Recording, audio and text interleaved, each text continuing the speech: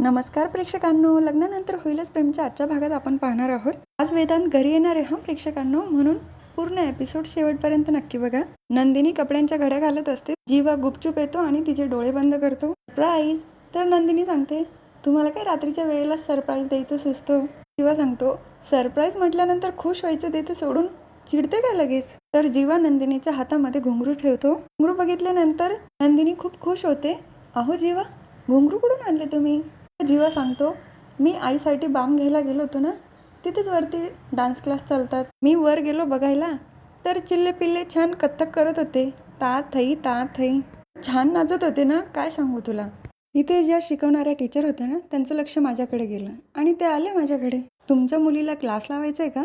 नंदिनी सांगते, ठीक आहे, मला नाही ऐकायचं आता यापुढे. जीवा सांगतो, ऐक ना नंदिनी, ऐक ना, पुढे काय झालं ऐक.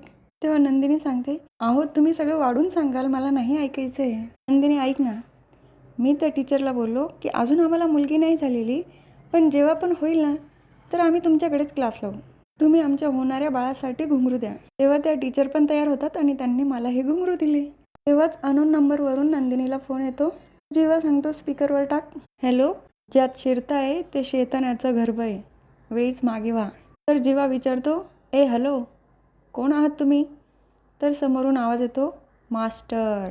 नंदिनी विचारते, तुम्हीच ते मुलं पळवण्याचं रॅकेट चालवत आहे का? तेव्हा मास्टर म्हणतो, मला हुशार विद्यार्थी आवडत नाही. नंदिनी सांगते, हे बघा मिस्टर, तुम्ही कोण आहात आय डोंट केअर, पण मी वेदांतला शोधणारच. नंदिनी बोलून नाही तर करून दाखवते. तर तो मास्टर नंदिनी नाव लिहितो आणि त्याच्यावर क्रॉस करतो.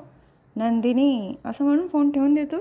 तेव्हा नंदिनी सांगते, हा माणूस जो बोलत होता तो थोडा भित्रा वाटला मला, आणि ती अत्तर विकणारी वृद्ध महिला ती फक्त एक दादा आहे. खरा सूत्रधार तर हा मास्टर आहे.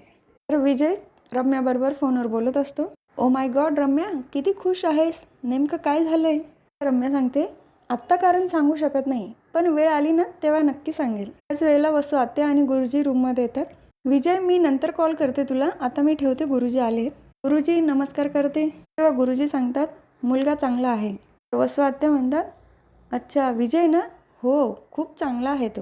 लग्नानंतर रम्याला खूप खुश पण ठेवेल. तर रम्या सांगते, आई काही काय बोलते? गुरुजी तुम्ही हे सांगा, पार्थचं आणि माझं लग्न होणार आहे का?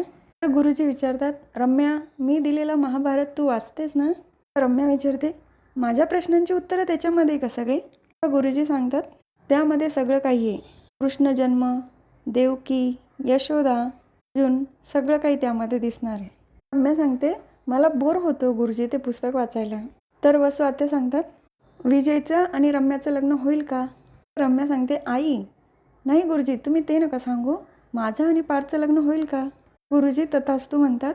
मी आणि वसू आत्या दोघंही खुश होतात. रम्या विचारते, गुरुजी तुम्ही नेमकं तथास्तू कोणाला म्हटलात, आईला की मला? मला अजून एक विचारायचं आहे, काव्याच्या हातात बाळ दिसतंय का तुम्हाला? तेव्हा गुरुजी सांगतात, हो काव्याच्या हातामध्ये बाळ दिसतंय मला. मला उशीर होतोय, मी येतो. तिथून निघून जातात. तर काव्या किचनमध्ये असते, पपई घेतलेली तिने. रम्या विचारते, अगं काव्या हे काय करते, पपई? काव्या सांगते, अगं बघ ना किती छान आहे पिकलेली पपई, असं झाले कधी कापते आणि खाते. रम्या सांगते, अगं प्रेग्नेंट आहे ना, पपई नाही खाता येणार. घरचे बघ ना किती खुश आहेत सगळे प्रेग्नेंट असल्यामुळे. काव्या म्हणते, मला याच गोष्टीचा तर त्रास होतोय. मी एक निर्णय घेतला आहे. रम्या तू येशील माझ्याबरोबर हॉस्पिटलला? रम्याला तर मनातनं खूप खुशी होत असते. अगदी ती नाचतच असते. काव्या तिच्याकडे मागे वळून बघते, येशील ना? तेव्हा रम्या म्हणते, हो येईल ना. काव्याला मिठी मारते, मनातच म्हणते, घरच्यांना तुझ्या या मनातली इच्छा मी दाखवून देईल. तू आता आराम कर, हां मी जाते.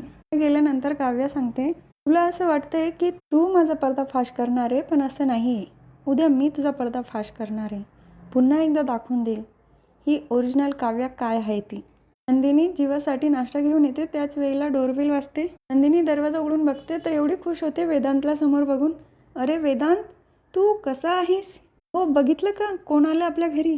तर तिथे रेखाताई आणि नैना दोघी आलेले असतात. वेदांतला बघून जीवा तर खूप खुश होतो. पटकन नंदिनीकडनं त्याच्या कडेवर घेतो. वेदांत कसा आहेस तू?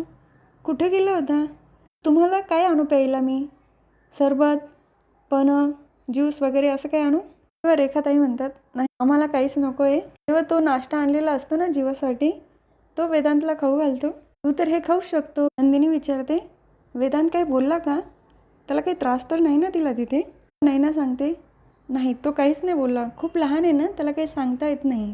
रेखाताई सांगतात, वेदांतला थोडा ताप आहे, त्यामुळे आम्ही त्याला हॉस्पिटलला घेऊन चाललो आहे. आम्ही येतो आता. नंतर ते तिघंही तिथून निघून जातात. नंदिनीच्या मनात थोडा डाऊट येतो. तेव्हा जीवा विचारतो, अगं आता कशाला टेन्शन घेते, वेदांत आला आहे ना? तर नंदिनी सांगते, हे जेवढं सोपं दिसतंय ना तसं नाही आहे. मी जी त्याला धमकी दिली होती ना, नंदिनी बोलून नाही तर करून दाखवते, त्यामुळे तो घाबरला असेल. अजूनही चंदन पाळण्याघरातला मुलगा सापडलेला नाही आहे आणि आपण त्याच्या मुळाशी जायला नको म्हणून त्याने वेदांतला घरी पाठवलं असेल आणि आपण यापुढे पोलिसांची मदत घेतली पाहिजे. तेव्हा जीवा सांगतो, हो माझा एक कॉलेजचा मित्र आहे, त्याला मी कॉल करतो, तो नक्कीच आपली मदत करेल. तर दुसऱ्या दिवशी सकाळी रम्या तयार होऊन येते. काव्याची तयारी झाली का? पार्थला विचारते. तेव्हाच तिथे काव्य तयार होऊन येते. चल रम्या आपण निघूया. तेव्हा पार्थ विचारतो, पण चाललात कुठे तुम्ही? तेव्हा काव्या मुद्दाम ओरडण्याचं नाटक करते, मला काय करायचं आहे, आम्ही कुठेही जाऊ. रम्या सांगते, अगं कशाला वाद वाढवते? अरे पार्थ, इथे नवीनच मॉल उघडलं आहे, आम्ही तिथे चाललो शॉपिंगला. पार्थ सांगतो, ठीक आहे मग तुम्ही शॉपिंग करा आणि मी तुमच्या बॅगा उचलतो, मी पण येतो तुमच्यासोबत. काव्य सांगते, अजिबात नाही, फक्त आम्ही दोघीच जाणार आहोत, तुम्ही अजिबात यायचं नाही. दोघी तिथून निघतात. काव्य आणि पार्थ दोघांचे इशारे चालू होतात ऑल द बेस्ट म्हणून. तर हा भाग इथेच संपतो. पुढील भागात बघायला मिळतं की 3 दिवसाचा प्रोमो परत आजही दाखवला हा प्रेक्षकांना. उद्या कदाचित आपल्याला पूर्ण एपिसोड बघायला मिळू शकतो. सो काव्या रम्याच्या गालावर एक सटकेन ठेवून देते, ही चपराक त्या जुन्या काव्याकडून जिला तू आजपर्यंत घोळात घेत होतीस. रम्या सांगते, मग ही जुनी काव्या इच्छा नसताना बाळाला जन्म देणार आहे? काव्या सांगते, आम्ही बघून घेऊ, आमच्या आणि आमच्या बाळापासून लांब राहायचं रम्या. पार्थ तर खूप खुश होतं हे ऐकून. आमचं बाळ. दोघंही हात हातात धरतात आणि काव्या पोटाला हात लावून खुश असतात दोघंही. हा भाग इथेच संपतो. उद्या पुन्हा भेटूया लग्नानंतर होईलच प्रेमच्या पुढच्या व्हिडिओमध्ये. तोपर्यंत माझ्या व्हिडिओला लाईक शेअर सबस्क्राईब करा. बेल आयकॉन दाबायला विसरू नका आणि काळजी घ्या.